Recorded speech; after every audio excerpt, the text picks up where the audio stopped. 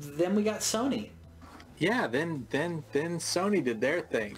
And I'm not even gonna attempt to name the guy's name. The guy who came out and played the guitar banjo thing that I want really bad. Yes, that's the guy who did the soundtrack for Last of Us 1. Yes, I knew he did soundtracks. I couldn't remember if it was Last of Us 1. He came out and played a banjo for a couple of minutes, and we were like, "Yay, Last of Us!" Yep, and we got to see a wonderful, Last of Us. But the trailer played for way too long. He did play for too long, but the trailer was wonderful. I already have my friend Michelle texted me some of her thoughts on the trailer and what she thinks is happening, because Ellie has a you can call her girlfriend. I don't know what their titles exactly are. Definitely involved. And you got to see that, and then juxtaposed with Ellie killing some people. Because she was saying they should be scared of you. She was talking about like the guys at the dance, and her girlfriend said, no, they should be scared of you. And there have been a lot of quote-unquote zombie games. You can call them whatever you want. They're zombies. Yeah. Last of Us is much less about the actual zombies than it is about what people do in these situations, the lengths to which people are willing to go, what people are willing to submit to in order to feel safe, how people can be far worse than this, untouchable horde that's coming after them. And Ellie has been in this world for long enough that she sees the damage that she causes. She doesn't. It's very much like Manhattan when he goes off to Mars. He's like, I don't want to hurt anybody anymore. Yeah. And it's like she has survival skills that allow her to survive in these heavily combative areas, but you cannot do that much damage to other people and remain unchanged. Exactly. And I think this is Ellie Unchained. It should be called The Last. That's what she's dealing with right now. Yeah, I think it should be called The Last of Us 2, Ellie Unchained. I think that's what's going to happen in this. So the prediction that my friend Michelle texted was, and there's people on the internet who've said similar things, but that she thinks that her girlfriend's going to be killed by some people, not zombies, but people, and Ellie is quasi seeking revenge for it, because she has apparently there's a bracelet that her girlfriend has on that she then has on, so something I didn't catch that. And also Ellie's still reserved about like being in that situation, and this other person says, is comforting her and bringing her up and like saying, you're amazing, they should be scared of you, whatever, like you're not just a girl. And I think that Ellie is in another relationship, if you will, with a person who is helping her better herself, but she's not been able to do it on her own. And I think that's what this is going to be about. So that's the quasi prediction, and it could be really heavy. We'll see. We also got some news, if you will, because the weird thing about this presentation was the guy played the banjo, and then we got to see the trailer, and then they moved the audience to the other room because they wanted everyone to be in the church for the Last of Us. Yeah. So we waited. So that was, I think, 8 minutes in, and then 36 minutes in is when we got back to the presentation. During which time we heard about God of War getting a new game plus. And then we got a couple brief trailers, but completely. Yeah, it was like there was a lot of power in the Last of Us presentation, and there was if this is what they're starting with, what comes next? And there was they had a lot of excitement built up around that, and then they cut away to Sid Schumann.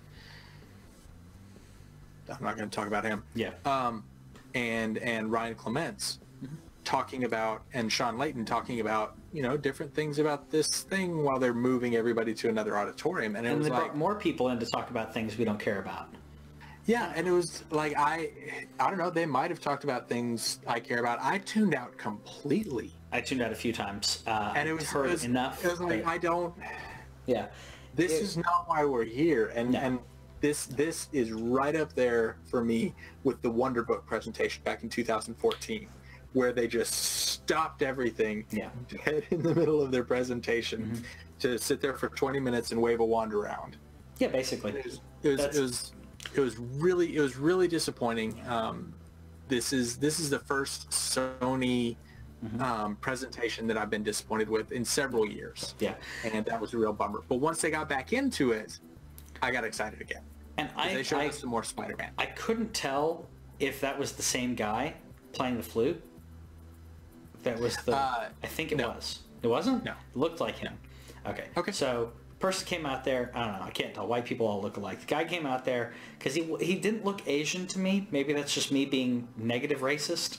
But he was playing a Japanese flute, and it again set the tone. I felt like PlayStation was trying to say, Sony was trying to say, it's such quality that you really need to take in the ambiance, and they didn't pace it right to do that. But I think that's what they were trying to go for. And then it worked. It worked for them really well last year with the orchestra. Yeah, I agree. But that was playing over footage. Yes. And I think that's the difference. I think it worked in the long run, except for the big lull. But what he was leading towards and getting the tone set for was Ghosts of Tsushima, which really hooked me. So again, this is the second Japanese samurai era game. But the intrigue and made by Americans. Yeah, made by Americans. Yeah, but I will say I heard some people online say it was weird to have them speaking English, and they would have preferred that they're speaking Japanese. Okay, I think that would be an option. I hope so, but I liked what it showed of the world, but I liked that it showed the diplomatic intrigue and the character pulls of this person betrayed me, and who's it was interesting how they expanded on the world and the feelings of honor and respect. And in that feudal Japan, when you have these warring factions going on, and even warring within your own faction based on what someone has done to you, was really cool. The gameplay looked amazing, and it was grounded, but in regards to the sword play, but it was still it looks like it's going to make you feel really amazing, but not having to do magic while you do it. The one-on-one fight between there's toward the end of the trailer there's a one-on-one fight between the protagonist and this girl who's in the area. Not sure what her motivations are. I think she's mad at you because of something you did in the past, but there are bigger armies coming to kill both of you, and he's like, we have bigger problems than this. Well, they said in the trailer what happened. Yeah, we probably should be allies. Yeah, but I don't remember. The person that they were going to rescue, she wanted to kill him because he betrayed her and like ratting her out or something and stuff. So he was like, she was basically saying, give up your prisoner because he's mine. I need to handle this. And the other guy was like, what are you doing? Why are you attacking me? And like, why we shouldn't kill this person. So they were having that moral discussion about that in the middle of it. I thought that was cool. And then when they broke into combat, that looked really interesting because they showed them doing different poses, different offensive, defensive poses, and it kind of reminded me of like the system that they have in For Honor. You broke up again. For Honor. Because there's high, medium, low pose, and so I think it'll be interesting to see how that combat works. And I'm really looking forward to it. Makes sense. If you're coming up high and someone comes in low, they're going to get you. Because, that makes sense. That makes sense. We got Control, which Again, it was teased, but it looks intriguing enough for me. Something to keep on the radar, I guess. And then we got Trover Saves the Universe. Before we get off that topic, did you catch who it was that made Control? No. Yeah, that's Respawn. Oh, or not Respawn. Respawn is Titanfall. Yeah. It's the guys who did Quantum Break. Oh, okay, that makes sense. So they have been very closely tied into the Xbox ecosystem for a very long time. So it's really fun to see this game coming to PlayStation. It is still coming to Xbox and PC, but it's kind of a second party thing that they are expanding to allow PlayStation users to enjoy that. And with the audacity that Quantum Break brought, I really thought it was cool to get to see. I think it'll be really fun to get to experience what it is that they have next. Agreed. For being able to go to multiple more platforms than just Xbox. Yeah, I agree. Then we got Trover Saves the Universe, the new Justin Roiland video game. I love Rick and Morty, but I don't think this is going to translate well into a game. It looked funny, but I don't think that's going to translate for like a full game experience. Yeah. It's not going to have the depth and wit of the show. It's its own thing, but the voice that he's doing is Morty. Yeah. And that irritated me because there are voice actors who Tara Strong was like famously being interviewed, and she was basically talking about different people will call her in, and sometimes they'll be like, okay, we want you to do it as this person, and she's like, that's like Tommy Pickles is Tommy Pickles. I'm not doing that here, or something from Fairly Odd Parents. She's like, no, let's work on the voice. And I feel like Roiland is he's not a bad voice actor, but he's trying to do voice acting as well as writing as well as producing, and because of that, he's using his voice a second time, and I have a problem with that. If you hear Bart Simpson's voice, that's Bart Simpson. You hear the Joker for Mark Hamill. It doesn't sound like Mark Hamill's work when he played Wolverine, because he played Wolverine. So I don't know how to feel. Right now, it was just a teaser, but I don't think it's going to really live up to it. Up to Rick and Morty. We'll see. Yeah. By the way, the studio that's making Control is Remedy. Oh, that makes sense, yeah. So, and then we got our third Samurai game, which as another game, like all three of these look really good, and it's Nioh 2. Nioh was a fantastic feudal Japan game, but had yokai in it, had like the Japanese ghosts and demons, and it was really fun and interesting if you like Dark Souls. And it also comes from, it's set in the Edo period, when Nobunaga is taking over, and that is one of my favorite time periods of Japan, and this is a completely different twist on it. And I honestly did not expect a sequel to Nioh. I knew that it was very good, that it was critically well received. I hadn't heard anything about how well it sold, but that game was outstanding, and I had so much fun playing it, and I can't wait to see what they do with the next one. Same here. Another thing I can't wait to see more about is the new From Software VR game. How's it pronounced? Deracine? Deracine. So this was if you pushed missed out this, after. Yeah. If you missed this, Here's why. They ended their conference.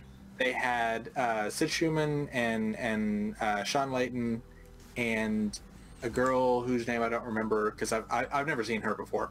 Yeah. And then Plum Sider talking, and they talked for a couple of minutes, and I was just kind of leaving it on to see if they were going to do anything else. And then they started playing a trailer, and I was like, okay, new trailer. And then I looked back and I saw From Software, and I was like, what is this? Yeah. And so I went over to the TV and I just sat there and I watched the whole thing. And through the entire trailer, they kept talking about something else. Yep. They weren't paying attention to the trailer. They did not acknowledge the trailer. And I was like, I was very upset with this because From Software's Bloodborne was was and remains one of the most fantastic exclusives from a third party to come to Sony. And they deserve more respect than that. I understand that they're making a game for another platform. It's also coming to yours. Yeah. But it's From Software. This is a very important company that consistently does good work. Show them to us. Exactly. And I was very irritated at that. Yeah. We did get to see Death Stranding, though. I'll leave it. We did. We got to see Death Stranding. And it was exactly what I thought it was going to be. Baby summoning. That's what you thought? My prediction, well, and we'll go over to predictions later on, but I said they're going to show more Death Stranding, but we're still going to be confused. And I'm more confused about this game now than I was before. Even though I know more about the game, I am more confused in regards to the world building. There are people, you can find people online who are already dissecting the trailer in regards to everything. Oh, yeah. So we won't go into that here, but we got to see a little bit of gameplay. But even then, I don't 100% know what was going on. It was so Kojima. It was like, I feel like he just got to do whatever the heck he wanted. Like anything he wanted in the game is in the game, and we get to experience that weirdness in his brain. And I can't wait. I can't wait for that. It's pretty cool. And we saw a couple of new characters, but I don't actually know who they are.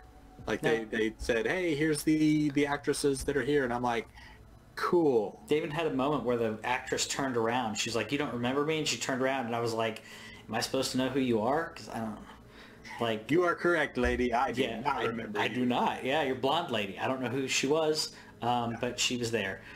So I thought it was a pretty good way to end the press conference. Unfortunately, they decided to play trailers afterwards, but Sony's conference was weird, but it was there. Very. Yeah. And we got Spider-Man. We talked briefly about that before, but Spider-Man was amazing. We got a little bit more gameplay. A little bit more about the villains, I think, mostly, was what we got out of this one. Yeah, and I was waiting for, because he was talking about, each villain kept attacking him, and it was very Sinister Six. And we have 6 big villains. I'm sure we'll have more than that, including Negative Man, who's the new villain for Spider-Man, apparently. Yeah, the power to be a pessimist. Yeah, they actually... Sorry. With his sidekick, Debbie Downer. No, but so Insomniac approached Marvel, and they were like, hey, we're making a Spider-Man game. We have the rights to the assets for the Spider-Man characters, the Spider-Man villains. We'll be able to put those in. But we would also like your help in creating a new villain. Yeah. And so they actively worked with Marvel to create Negative Man, this new villain, and that is a really exciting prospect for me, because the idea of introducing a new character into the Spider-Man universe, which already has plenty of villains, that could have been just it's Rock Guy, like Mega Man 7 and 8 type of names. Sure. But Negative Man, what they're doing with him, and the fact that there's Marvel backing and approval on this makes me feel a lot better about the character as a whole, and his ability to bring something new into the universe. Yeah, I'll agree. I agree.